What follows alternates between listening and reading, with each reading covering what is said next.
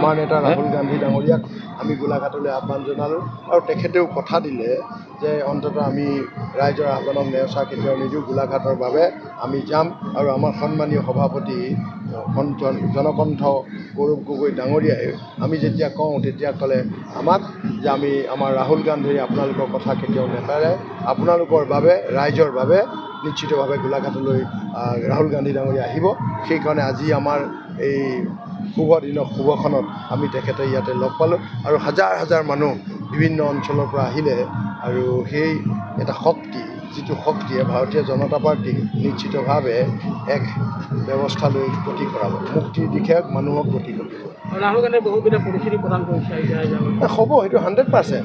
ৰাহুল গান্ধী ডাঙৰীয়াই যিবোৰ কথা কৈছে আগে পিছে সকলো ফলিয়াইছে আৰু তেখেতে যিকেইটা কৈ গৈছে সেইকেইটা মানে আমাৰ চৰকাৰ গঠনলৈ আমাৰ বাবে এইকেইটা সৰু কথা আৰু 100% হ'ব।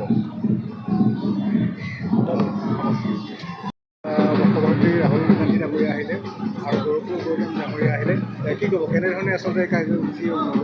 হয়, আজি আমাৰ গোলাঘাট জিলাত আমাৰ জননায়ক, আমাৰ লিডাৰ অফ অপজিশ্যন পাৰ্লিমেণ্টৰ ৰাহুল গান্ধী ডাঙৰীয়া আমাৰ মাজতে যি উপস্থিত হৈছে, আজি দেখিলে উল্লাস মালৰে কেনেকৈ ৰাইজ আজি আহিছে ইয়াতে আৰু তেখেতে যি বাৰ্তা দিলে, কাৰণ আজি ভয় কৰি থাকিলে দেশখন আগ নেবাঢ়িব নহয় জানো। সেইকাৰণে আজি যিধৰণে তেওঁ আজি সকলোকে এড্ৰেছ কৰিলে, আমি খুব আশাবাদী আৰু যিটো গতিত আমি আগবাঢ়িছিলোঁ এতিয়া আৰু তিনিগুণে আমি নিশ্চিত যে আমি জয় হ'ব গোলাঘাট সমষ্টিত, 5টা আমাৰ বিধানসভা সমষ্টি। আপোনাৰ প্ৰস্তুতি কেনেকুৱা চলিছে? তুংগত চলিছে। আহিব, আপোনালোকক নিমন্ত্ৰণ জনাইছোঁ। সকলো ৰাইজৰ ওচৰত য'তে গৈছোঁ সকলোৱে সঁহাৰি জনাইছে, আশীৰ্বাদ কৰিছে। এইবাৰ খুমটাইত কিন্তু হাতৰ চিনতে ভোট দি পেলাই ৰাইজৰ জয় হ'ব। দেখা গৈছে আজি সভাত ৰাইজৰ সঁহাৰি ইয়াতে ৰাইজ জনসমুদ্ৰত পৰিণত হৈছে। ইয়াৰ পৰা কি বুজা গৈছে যে এইবাৰ চৰকাৰখন একেবাৰে কংগ্ৰেছ চৰকাৰ? এইবাৰ আৰু কাকো মানে ৰখাব নোৱাৰে। এইবাৰ বিজেপি যাব লাগিব আৰু আমাৰ কংগ্ৰেছৰ নেতৃত্বত আমাৰ বিৰোধী ঐক্য জয়যুক্ত হ'ব আৰু ৰাইজৰ জয় হ'ব, ৰাইজৰ চৰকাৰ হ'ব। এইবাৰ শান্তি সম্প্ৰীতি আমাৰ যি অসমৰ চিনা পৰিচয়, আমাৰ শান্তি প্ৰগতি আগবাঢ়িব, আশাবাদী। Thank U.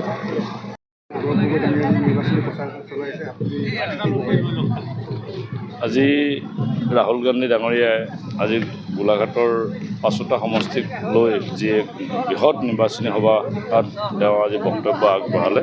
গতিকে তেওঁৰ বক্তব্যত অসমৰ এইবাৰ 26ৰ নিৰ্বাচনত যে অসমত গৌৰৱ গগৈ নেতৃত্বত এখন চৰকাৰ হ'ব, সেয়া তেওঁ নিশ্চয়তা দিছে। আৰু এই গৌৰৱ গগৈ ডাঙৰীয়াৰ নেতৃত্বত অসমৰ সৰ্বসাধাৰণ ৰাইজৰ যিসমূহ স্বাৰ্থ বা অসমৰ সৰ্বসাধাৰণ ৰাইজৰ স্বাৰ্থত বা সকলো ৰাইজৰ স্বাৰ্থ সুৰক্ষিত কৰাৰ কাৰণে চৰকাৰে যথেষ্টখিনি কাম কৰিব, প্ৰতিশ্ৰুতি দিছে। সৰ্বসাধাৰণ ৰাইজৰ যিসমূহ সমস্যা, যোৱা 5টা বছৰত ৰাইজ যথেষ্ট কষ্টত আছে, দুখত আছে, মূল্যবৃদ্ধিয়ে ৰাইজক ভঙা কৰিছে। গতিকে এনেধৰণৰ বহু সমস্যা আছে, সকলোৱে আমি অনুভৱ কৰোঁ।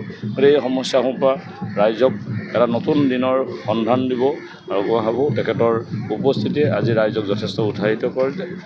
ধন্যবাদ। আমাৰ নিৰ্বাচনী যথেষ্ট ভালেই চলিছে।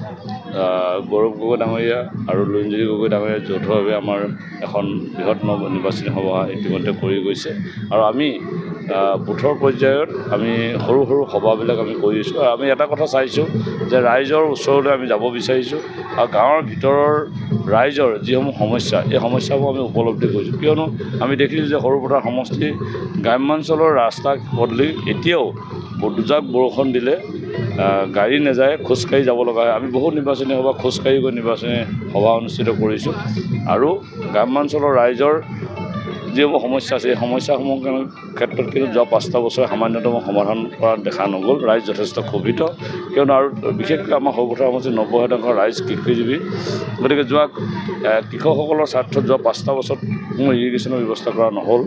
ঠিক তেনেধৰণে আমাৰ অসম নাগালেণ্ড সীমা সমস্যাৰে সীমান্ত হৈ ৰাইজ যথেষ্ট কষ্টত আছে, দুখত আছে, বিভিন্ন সময়ত সংঘাত হৈছে, বহু ধনজনৰ ক্ষতি হৈছে। গতিকে ৰাইজে বিচাৰে অতি সোনকালে আমাৰ এই সীমা সমস্যা সমাধান হ'ব লাগে। যোৱা 5টা বছৰত সীমা সমস্যা সমাধানৰ কাৰণে বিধায়কজনে বিধানসভাত এবাৰো মাত নামাতিল। এই কথাটোলৈ ৰাইজ যথেষ্ট ক্ষোভিত। গতিকে ৰাইজৰ এনেধৰণৰ যিসমূহ স্থায়ী বা স্বাস্থ্যৰ ক্ষেত্ৰত আজিও আমাৰ সৰুপথাৰ সমষ্টিৰ ৰাইজ হয় গোলাঘাট নহয় চুবুৰীয়া ৰাজ্যৰ ডিমাপুৰত স্বাস্থ্য চিকিৎসা নিৰ্ভৰ কৰিব লগা হয়। ৰাতি 12টা 1টা বজাত যদি কাৰোবাৰ দুৰ্ঘটনাগ্ৰস্ত হয় বা জৰুৰী চিকিৎসাৰ প্ৰয়োজন তেতিয়া কিন্তু সৰুপথাৰত চিকিৎসা নাপায়। আৰু বহু উদাহৰণ আছে যাৰ চিকিৎসাৰ অভাৱ জৰুৰী চিকিৎসাৰ অভাৱত বহু হয়তো মৃত্যুমুখত পৰিছে। সৰুপথাৰৰ যিজন বিধায়ক তেওঁ এখন সভাত কৈছে যে আপোনাৰ সভাপতিবোৰত মানুহ নাই, প্ৰায় 20-25জন মানুহলৈ আপুনি নিৰ্বাচনী আৰু আপোনাৰ টেম্পু চলিছে বুলি কৈছে। নহয়, তেওঁৰ এটা নীতি আছে, সদায় তেওঁৰ বেলেগক ইটিকিং কৰিয়ে থাকে, বেলেগক আপুনি সদায় হেয় দৃষ্টিয়ে চায়। গতিকে তেওঁৰ দৃষ্টিয়ে ক'ব পাৰে, কিন্তু আমি আমাৰ নিজৰ দৃষ্টি, আমাৰ নিজৰ লক্ষ্য আছে। আমি ৰাইজৰ লগত আমাৰ এটাই কথা যে সৰুপথাৰ সমষ্টি 90% ৰাইজ গ্ৰাম্যাঞ্চলত থাকে। গতিকে গ্ৰাম্যাঞ্চলৰ ৰাইজৰ লগত আমি জনসম্পৰ্ক কৰিছোঁ। আমি বৃহৎ সভা কৰি ৰাইজৰ লগত অকল ডিঙি ফুলাই সি ভাষণ দিয়াত আমি গুৰুত্ব দিয়া নাই। আমি ৰাইজৰ ওচৰলৈ গৈছোঁ, ৰাইজৰ সমস্যা বুজ লৈছোঁ।